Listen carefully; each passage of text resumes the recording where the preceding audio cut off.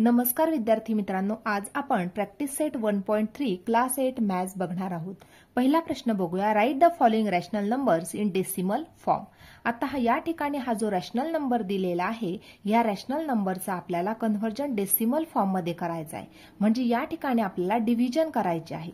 म्हणून या ठिकाणी आपण 9 ह्या नंबर आतमध्ये लिहिणार आहोत, म्हणजे हा जो वरचा नंबर आहे तो नेहमी आतमध्ये लिहिणार आहोत आणि हा बाहेरचा जो नंबर आहे तो खालचा जो नंबर आहे तो बाहेर लिहिणार आहोत।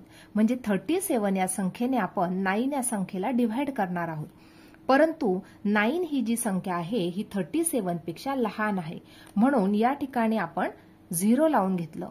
इथं 0 लावलं म्हणून वर सुद्धा एक 0 देऊन डेसिमल पॉइंट आपण लावून घेतला।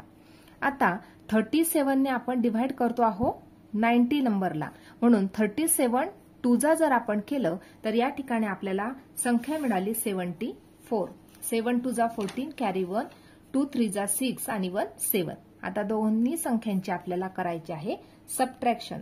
10 - 4 6 आणि 8 - 7 1। आता या ठिकाणी 0 लावून घेतला, 160 संख्या बनली। 37 चा टेबल आपल्याला लिहायचा आहे आणि 160 पेक्षा लहान संख्या शोधायची आहे।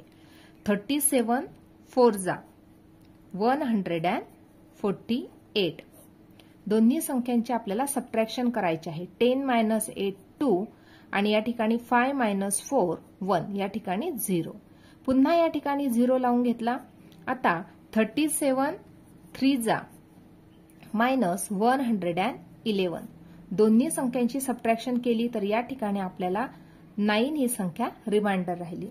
पुन्हा 9 या संख्येवरती जर आपण 0 लावून घेतला तर पुन्हा 37 2 -74, पुन्हा 16 राहिले, 0 घेतला, पुन्हा 37 4 148, पुन्हा 12 बाकी राहिले, 0 घेतला, 37 3 -111, पुन्हा 9 शिल्लक राहिला। या प्रकारे ही सबट्रॅक्शन चालू राहणार आहे। म्हणजे या ठिकाणी 243 243 243 या प्रकारे ही जी संख्या आहे हे रिपीटेड होणार आहे। म्हणून या एक्झाम्पलचं जे आन्सर लिहिणार आहोत ते कशा प्रकारे आपण लिहिणार बघा आता या प्रकारे। देअरफॉर 9/37 = 0.243 आणि या ठिकाणी आपण लावणार या प्रकारे बार।